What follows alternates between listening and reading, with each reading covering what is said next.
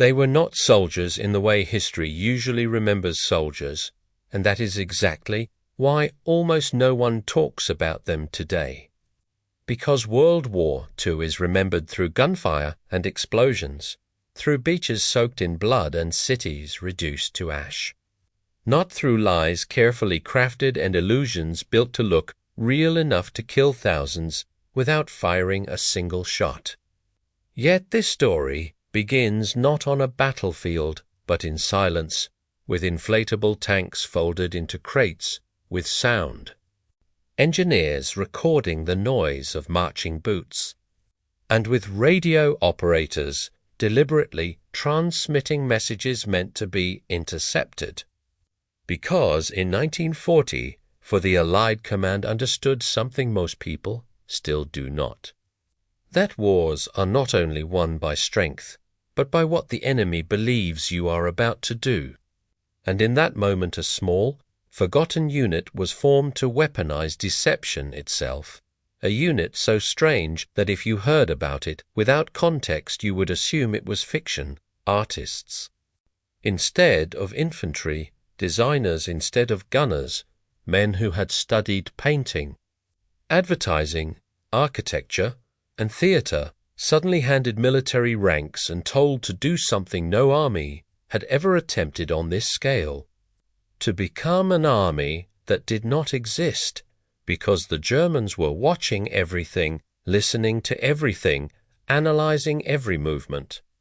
And if the Allies wanted to survive the invasion of Europe, they would need to lie better than they had ever lied before, so quietly, almost. Unnoticed, the 23rd Headquarters Special Troops came into being, later nicknamed the Ghost Army, a name that sounds dramatic today but was never meant to be remembered at all. Because their success depended on secrecy, and secrecy meant silence even after the war was over. Which is why, for decades, their story vanished completely, erased not by failure but by effectiveness.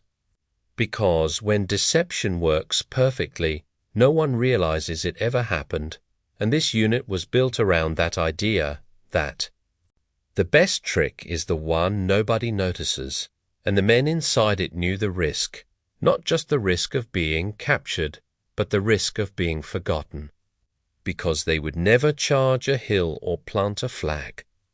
They would only move shadows across maps and force the enemy to react to something that was not real.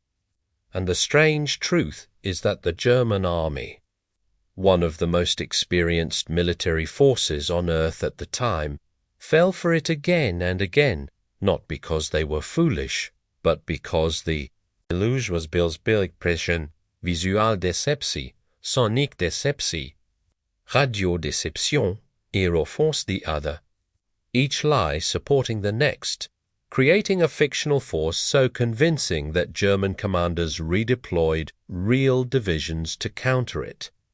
Divisions that would not be present when the real attack came, and this is where the story becomes uncomfortable. Because if a handful of artists and engineers could move entire armies without firing a shot, what does that say about the battles we celebrate and the deaths we accept as inevitable? And what does it say about how many lives were lost simply because the right lie was never told at the right moment? But at the time none of this felt clever or philosophical. It felt terrifying.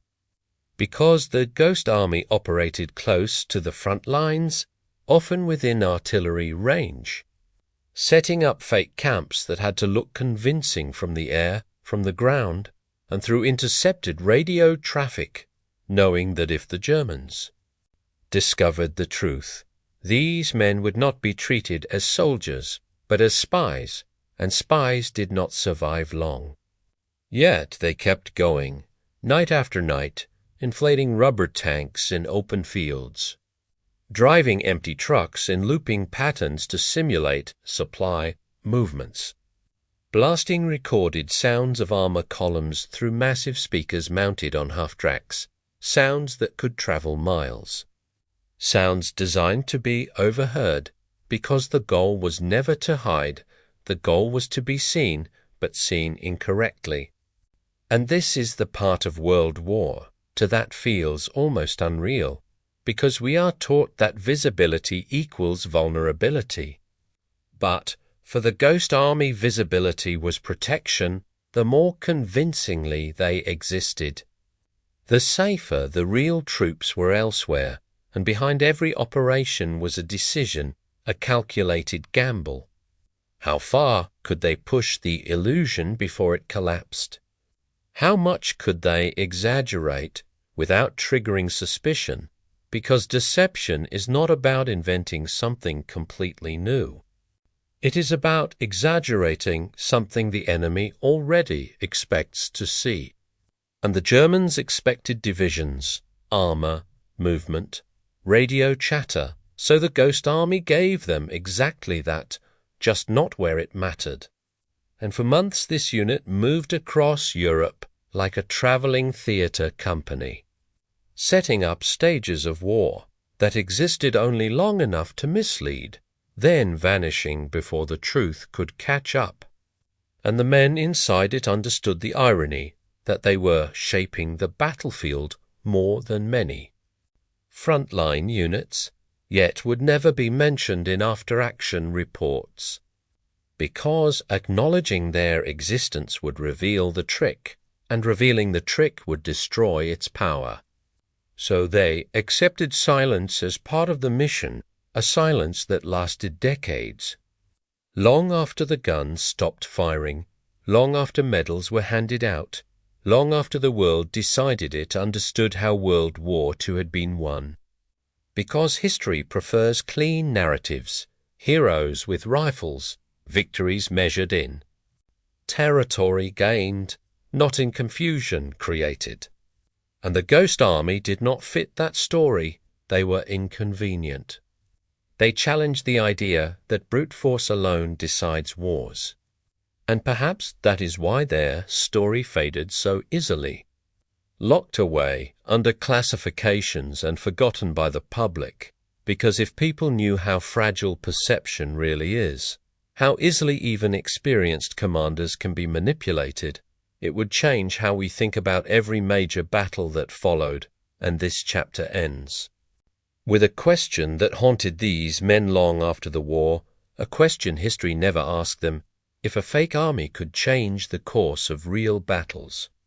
How many turning points of World War II were decided not by who fought harder, but by who believed the wrong thing at the wrong time, because once you understand that, the war you thought you knew begins to look very different, and the next part of this story will show exactly how dangerous that difference became. Before the Ghost Army ever fooled the Germans, it first had to fool its own commanders. Because the idea sounded ridiculous on paper, and many senior officers initially saw it as a distraction, a novelty, something clever but unreliable in a war that demanded certainty. Yet the men inside the unit knew that certainty was an illusion, and that belief itself was a weapon. So their real challenge was not rubber tanks or fake radio traffic. It was convincing hardened generals that deception could be trusted with real lives. Because every Ghost Army operation was tied directly to frontline units. And if the illusion failed, real soldiers would pay the price, and that pressure shaped how the unit operated, quietly, methodically, obsessively focused on detail, because deception only works when it feels boring, routine, and expected, never dramatic, never theatrical. And that is why the men chosen for this unit were not random. They were recruited from art schools, advertising agencies, sound studios, men who understood how the human brain fills in gaps, how distance distorts perception, how repetition creates belief, and they were trained to think like the enemy, not emotionally, but analytically, asking simple questions again and again, What would a German intelligence officer expect to hear on the radio tonight? What would an aerial photograph look like if a division had just arrived? What mistakes would give the illusion away because the enemy was not stupid and the Ghost Army never assumed? They were, and that mindset became critical during the unit's first major operations in France. Shortly after D-Day, when Allied forces were vulnerable, overstretched, and desperate to keep German reinforcements away from Normandy. And this is where the Ghost Army moved from theory to consequence, because now the lies they created would decide whether German panzer divisions arrived on time, and if they did, the invasion could collapse, so the unit was deployed near the front, operating under conditions that blurred the line between deception and direct combat, setting up fake encampments in open terrain, carefully arranging inflatable tanks and artillery so that shadows fell correctly at dawn and dusk. Because German reconnaissance planes flew at predictable times, and a shadow in the wrong place could unravel everything, and the sound crews worked through the night, layering recordings of engines, metal clanking, shouted orders, adjusting volume and direction so that the noise seemed organic, not staged, because real armies are messy, inconsistent, never perfectly synchronized, and that imperfection had to be replicated deliberately, while radio operators transmitted endless streams of chatter, mundane, repetitive, often boring. Because real military radio traffic is rarely dramatic, and boredom itself became proof of authenticity, and slowly, almost invisibly, the illusion took hold. German intelligence reports began to reflect what the Ghost Army wanted them to. See, units reported in the wrong locations, strength estimates inflated, movements misread. And Allied commanders noticed something crucial. German responses were changing, divisions hesitated, reserves were repositioned. And attacks that might have happened never did, and this is the moment where the Ghost Army crossed an invisible line. From experiment to strategic asset, because now deception was not just supporting operations. It was shaping them, and yet the men doing this work felt none of the glory, because they operated under constant threat, often closer to the enemy than the units they were protecting. Because the illusion had to be visible to be believed, and that meant exposure, and exposure meant danger. Because if a German patrol stumbled into one of these fake camps, the truth would be obvious in seconds.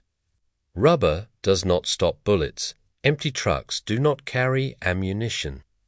And the men knew that capture would mean interrogation, and interrogation would mean death. Because spies were not afforded the protections of soldiers. And this fear was not abstract, it was present in every operation, every night movement, every sound test, and yet they continued, not because they were fearless, but because they understood the stakes, that if their deception held, thousands of others would not have to fight where the enemy expected them to be. And this is where the story becomes deeply human, because inside this strange unit were men who questioned what it meant to fight a war, men who would later describe the surreal experience of shaping battles they never witnessed, of saving lives they would never meet, of knowing that their success depended on remaining invisible forever.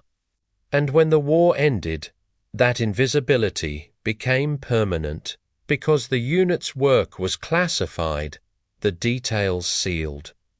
The men sworn to secrecy, and they went home to civilian lives where they could not explain what they had done, could not correct the historical record, could not even share their own fear, and for decades the Ghost Army remained a footnote at best. a rumor at worst, while textbooks credited victories to divisions and generals, not to illusions and misdirection, and yet the consequences of their work lingered quietly beneath those narratives. Because battles are not only decided where bullets land, but where they never arrive. And the next chapter will reveal how one of the Ghost Army's most dangerous operations came close to collapse, and how a single miscalculation could have exposed the lie and changed the course of the war in a way history never recorded. WWII 1940 for the Ghost Army had learned how fragile belief really was. Because deception does not fail loudly, it fails quietly with a small inconsistency, a detail that does not belong, and during one operation near the Moselle River that detail almost ended everything. Because the unit was tasked with impersonating an entire armored division in a sector the Germans were. Watching closely, a place where any mistake would be tested immediately by artillery and patrols. And the plan was simple in theory and brutal in reality. Convince the Germans that a massive force was preparing to cross the river. Force them to shift troops and artillery away from the real crossing points. And buy time for the Allies to maneuver, but this time the enemy was alert, experienced, and suspicious, because by late 1940, for German intelligence had learned to distrust obvious movements. So the Ghost Army had to walk a razor's edge, visible enough to be convincing, subtle enough to avoid scrutiny, and it started as always. Inflatable tanks deployed under cover of darkness, fake headquarters tents erected with deliberate disorder, trucks driving predictable loops during daylight hours, and the sound crews doing what they did best, broadcasting the low mechanical growl of armor units assembling for an attack. But something was different this time, because German artillery began, probing the area almost immediately, random at first, then increasingly precise. Shells landing closer to the fake camps, forcing the men to confront the reality they always knew was possible, that the enemy was testing the illusion with real fire, and this is where the difference between theory and consequence became unbearable. Because every shell that landed raised the same question: had they been discovered, or was this exactly what a real build-up would provoke? And there was no way to know. No signal that would confirm success or failure, only the choice to continue acting as if the illusion was real. Because breaking character would be more dangerous than holding it, so the men stayed. Adjusting the deception even under fire, repositioning fake vehicles, increasing radio chatter, deliberately amplifying the illusion rather than retreating from it. Because if the Germans sensed hesitation, the lie would collapse, and in that moment the Ghost Army did something that defines their story more than any success. They doubled down on belief, choosing to appear stronger and more confident as the risk increased. And remarkably, it worked. German reports later revealed that commanders interpreted the artillery response not as discovery, but as confirmation, because probing fire is exactly what you do when you believe a real force is present. And that assumption locked them into the lie, reinforcing the illusion instead of exposing it, and this reveals the most dangerous truth about deception, that once belief forms, evidence is often interpreted to protect it, not challenge it, and the Ghost Army understood this instinctively, even if they could not explain it at the time. And the operation held long enough to achieve its purpose. German units redeployed, real Allied forces crossed elsewhere, and another invisible victory was secured. But inside the unit, the psychological cost was mounting, because living inside a lie requires constant vigilance, constant performance. And unlike frontline soldiers who could measure success by ground taken or objectives secured, the Ghost Army measured success by absence, by what did not happen, by attacks that never came, by casualties that never occurred, and that kind of success leaves no evidence, no closure, only tension.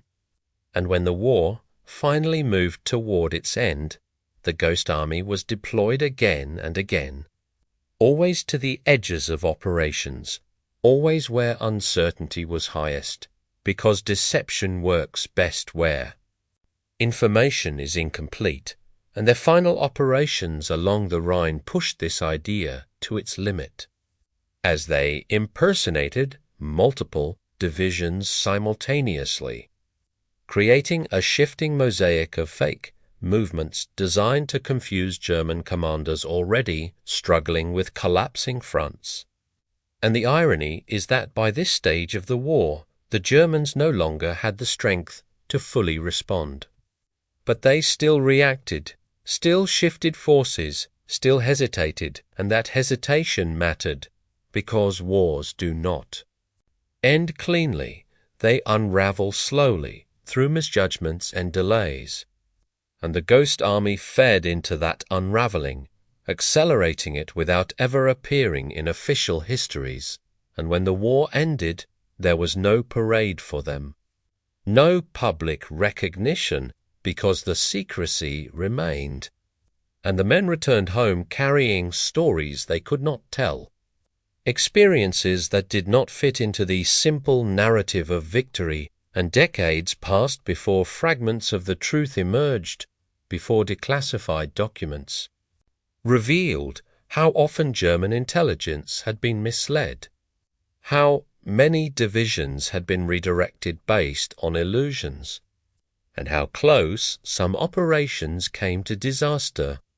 And even then the story struggled to find a place because it challenged a comforting idea, that wars are won by strength alone, not by manipulating perception, and this is why the Ghost Army still feels like a footnote, because acknowledging them forces us to confront how easily reality can be bent in moments of fear, ou décision.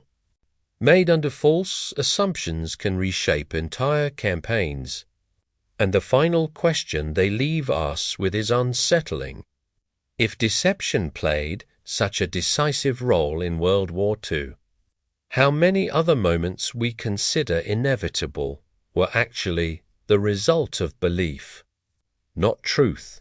And in the final chapter, we will confront the legacy of that realization and why it matters far beyond the battlefields of 1944. Bis Pringoef, 1945, the Ghost Army had become a master of illusions, but mastery did not make the missions any safer, because deception is most dangerous when the enemy grows suspicious. And during one operation near the Siegfried Line, the unit faced their most harrowing challenge yet. Tasked with impersonating a full cause to divert German forces away from a vulnerable Allied advance, and the stakes were higher than ever, because, unlike earlier operations, German reconnaissance was vigilant, and any misstep could lead to discovery and death, and discovery meant not just exposure, but retaliation, because spies and impostors were executed without mercy. And the men knew this, carrying the weight of that knowledge with every inflated tank, every recorded engine roar, every radio transmission that had to sound perfectly authentic. And the terrain itself was unforgiving, dense forests interspersed with open fields, providing both cover and peril, because the illusion had to be visible enough to be believable, yet subtle enough to survive scrutiny. And the night before the operation, the unit meticulously planned every movement, every placement of tents, every loop of fake supply trucks, because one shadow in the wrong place, one sound out of sync, could unravel everything. And as dawn approached, German aircraft began to circle the area, reconnaissance planes whose crews were trained to spot deception.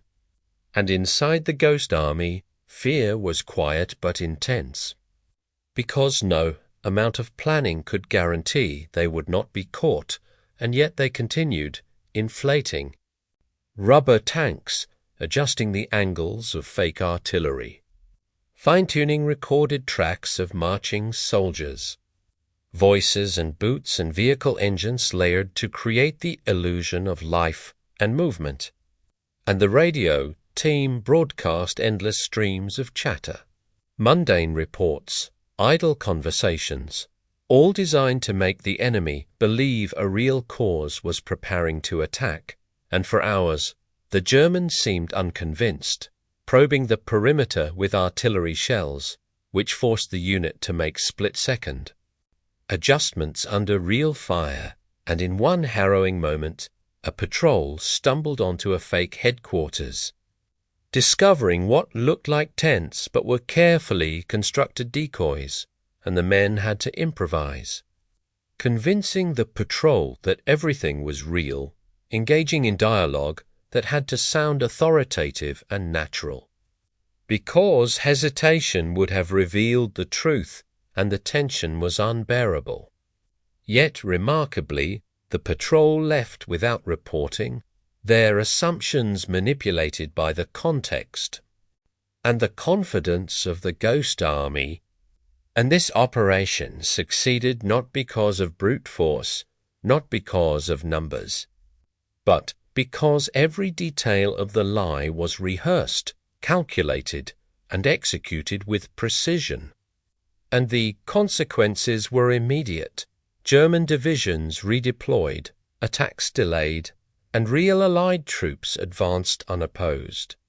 A silent victory, invisible on maps, unrecorded in reports, yet tangible in the lives saved and ground secured, and inside the unit, the psychological toll was profound, because living in constant deception requires discipline, courage, and an acceptance of invisibility, knowing that your success is measured by what does not happen rather than what does. And that paradox weighed on many men who described the surreal sensation of shaping the battlefield without ever confronting it directly, influencing events that historians would later record as the result of conventional strategy, not carefully crafted illusion. And as the war neared its conclusion, the Ghost Army continued its work, moving like shadows across Europe, conducting simultaneous operations that created confusion on multiple fronts. And every mission carried the same invisible risk, that the lie could be exposed at any moment, that their work could unravel in seconds, and yet they persevered because they understood the stakes. That deception could save thousands of lives, that a mistake could cost just as many. And this delicate balance between illusion and danger defined the unit more than any battle or medal, and when the guns fell silent, the men returned to civilian life, carrying experiences that no one could validate, stories that could not be told, because revealing them would have broken the secrecy that ensured their success. And for decades the Ghost Army remained an almost mythical footnote, referenced occasionally in memoirs, sometimes in passing, but largely absent from official histories, and yet their impact lingered because the battles they influenced were real, and the lives they spared were real, and the lessons they demonstrated about perception, belief, and the power of carefully managed illusion resonate far beyond World War II. And as we move to the next chapter, we will explore how the end of the war transformed these men, the secrecy that followed, and the untold legacy that only recently began to emerge, revealing the full measure of the Ghost Army's contribution to history. As Europe lay in ruins and the guns fell silent, the Ghost Army faced a new kind of mission, one without maps or artillery. A mission of secrecy and survival, because even after the war ended, their work could not be revealed. And the men who had spent years shaping invisible battles were suddenly ordinary civilians, returning to homes and jobs that could not comprehend what they had done, yet their minds were still trained to deceive, to anticipat, to measure perception against reality, and that adjustment was not easy, because the adrenaline of operating on the razor's edge had been constant, and now they were expected to live in normality, to walk unnoticed, invisible not by choice but by necessity. And as decades passed, the story of the Ghost Army remained hidden, classified under military secrecy, tucked away in files few would ever read. And those who served carried the dual weight of accomplishment and silence, knowing that their greatest victories would never be publicly acknowledged, that the battles they influenced would be recorded under conventional operations, their ingenuity invisible to all but those who had planned it. And yet the men stayed connected by memories, letters, and quiet reunions, sharing fragments of experiences that could never be fully documented, remembering nights inflating rubber tanks under the stars, days driving empty trucks in endless loops, hours transmitting radio chatter meant only to mislead, and the small victories that mattered more than any medal, because every successful deception had spared lives, prevented assaults, and shaped outcomes in ways few could measure. En dovitim, historians began to uncover hints of these operations. Declassified photographs, orders, and reports that painted a picture of a unit unlike any other. A unit of artists, designers, engineers, and actors-turned-soldiers operating with creativity as their weapon, imagination as their shield, and stealth as their armor, and the legacy of their work slowly emerged. Inspiring book, Style public, Bute Venten. The full measure of their influence remained elusive, because deception is inherently invisible, and the most effective lies leave no trace. And this is why the Ghost Army is remembered differently, not through heroic charges or iconic victories, but through the absence of events, the things that did not happen, the attacks that were avoided, the lives quietly preserved. And as we reflect on their contribution, we see not only the creativity of the unit, but the human element behind it, the courage required to operate under constant risk, the moral clarity needed to choose deception over combat, the discipline to maintain the illusion even when lives hung in the balance. And it is in these moments that we understand the true power of perception, how belief can be manipulated, how assumptions can be exploited, and how one small, unconventional unit changed the course of operations in a way history almost never recorded. And the final question remains haunting. If a handful of men could achieve so much through illusion, what other moments in World War II were influenced by what the enemy believed rather than what actually occurred? Because, in the end, history remembers the visible, the tangible, the documented. But the Ghost Army reminds us that sometimes the invisible is far more consequential, and that the stories we are not told are often the ones that mattered most, and the next chapter will explore how their legacy endures today, how modern military strategy still draws from lessons they pioneered, and how the untold stories of bravery, ingenuity, and risk continue to shape our understanding of what it means to fight a war unseen. By the 1950s, the Ghost Army's existence had faded almost completely from public awareness, because their missions remained classified, and the men who served were bound by oaths of secrecy, unable to tell families, friends, or colleagues what they had done, and many carried the psychological weight in silence, haunted by memories of close calls and the knowledge that their most important victories would never be acknowledged. Yet the lessons of their service lingered quietly, shaping their lives in subtle ways. From problem-solving in civilian jobs to an acute awareness of perception and influence. And when historians and journalists finally began piecing together accounts decades later through interviews, declassified documents, and recovered artifacts, a picture emerged of a unit unlike any other, whose creativity and daring had directly influenced the course of battles and saved countless lives without firing a single shot.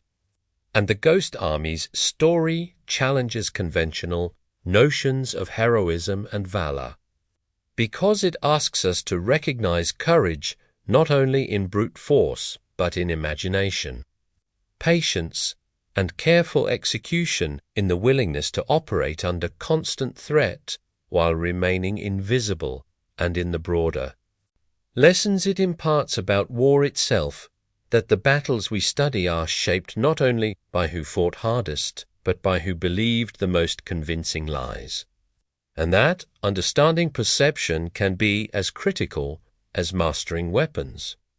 And as this unit's story reached a wider audience through books, exhibitions, and documentaries, it inspired a re-evaluation of what it means to fight a war, to protect lives, and to achieve objectives without leaving traditional marks of victory and today modern military strategies still study the principles pioneered by these artists and engineers turned soldiers, integrating deception, misdirection, and psychological operations as central components of planning.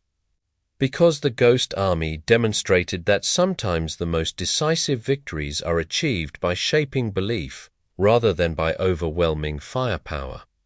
And as we reflect on their contribution, we see a lesson that extends far beyond World War II. A reminder that history is not only written by those who act visibly, but also by those who manipulate what others perceive, that bravery comes in many forms, and that some of the most consequential actions in war are the ones no one ever sees.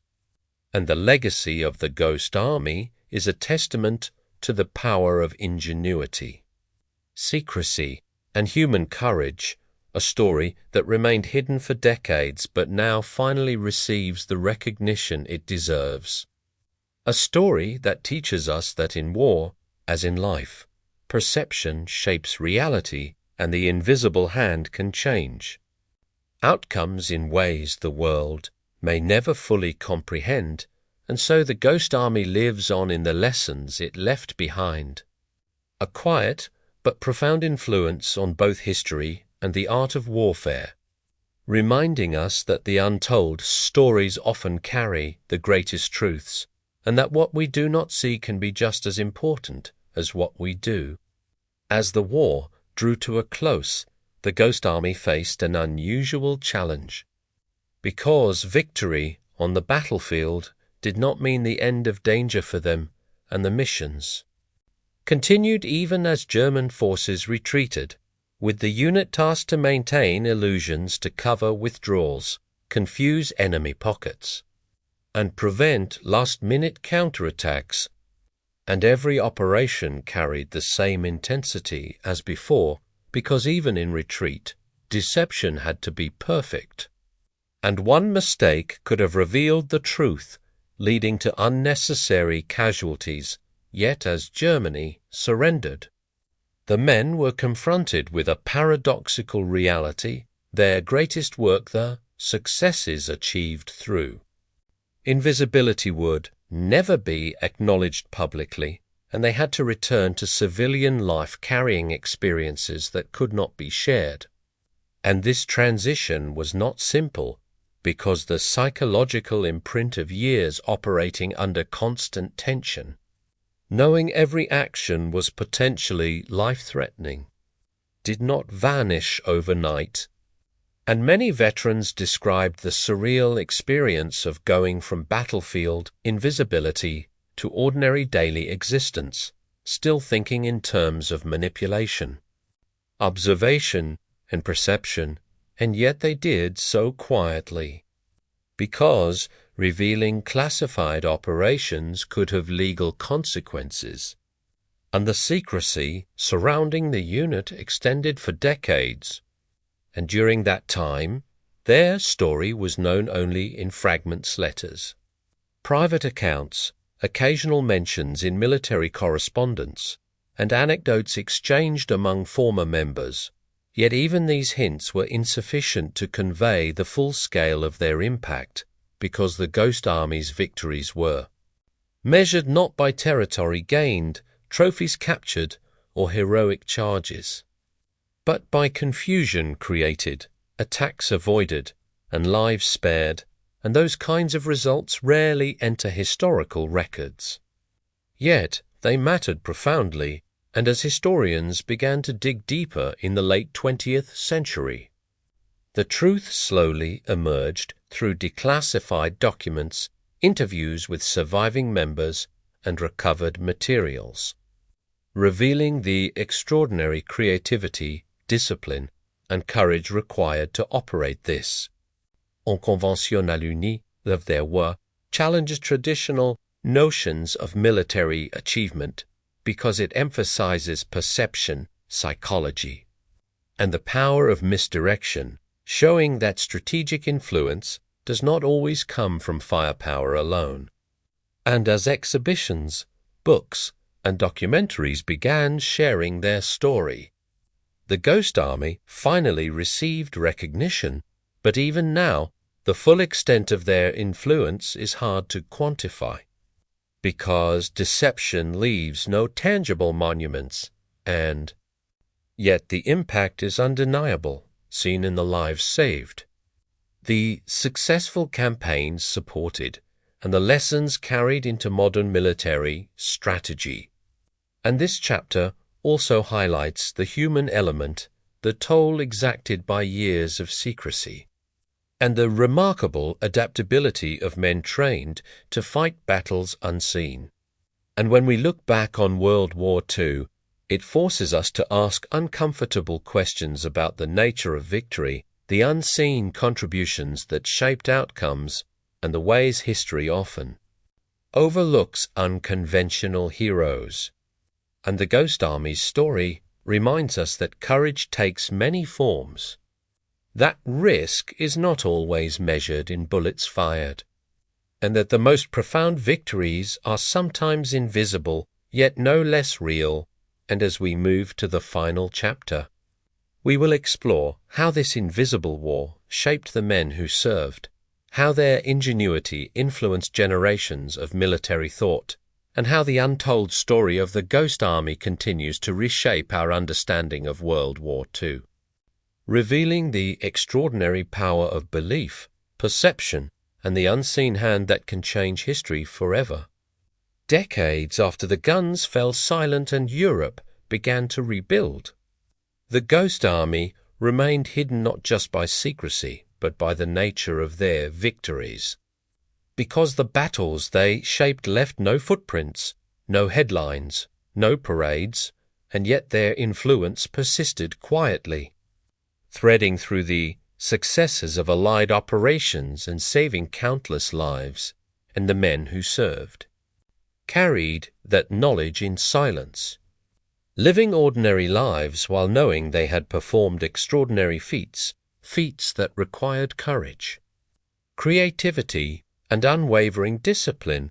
And when historians and journalists finally uncovered fragments of the truth, through declassified documents, photographs, and personal accounts, a fuller picture emerged, revealing a unit unlike any other in military history, one composed of artists, engineers, sound technicians, and designers, men who used illusion, instead of firepower, imagination instead of armor, and subtlety instead of force to shape the battlefield. And this story challenges the traditional understanding of heroism, because the Ghost Army's bravery was not in charging forward or holding ground, but in walking invisible paths, creating lies that would protect thousands, manipulating perception under the constant threat of discovery and death, and their legacy endures in multiple ways, first through the lessons they imparted to military strategy, as modern armies now recognize deception, misdirection, and psychological operations as critical tools. Principles the Ghost Army proved decades earlier in the most dangerous conditions. And second, through the recognition of human ingenuity as a weapon, showing that creativity, collaboration, and adaptability can be as decisive as any tank or rifle. And finally, through the enduring inspiration they provide, because their story demonstrates that ordinary men, when trained to think differently, can achieve extraordinary results. That risk is not always about physical combat, and that courage can manifest in unseen, silent ways. And reflecting on the Ghost Army forces us to reconsider the narratives of World War II, to acknowledge that history is not only written by the obvious battles and celebrated heroes, but also by the quiet actions, the invisible interventions, and the carefully orchestrated deceptions that shaped outcomes in ways the public rarely perceives. And their story also invites a deeper understanding of perception and belief, because the enemy's decisions were influenced not by what was real, but by what they believed. And that principle resonates far beyond military applications, reminding us in every aspect of life that controlling perception can be as powerful as controlling reality.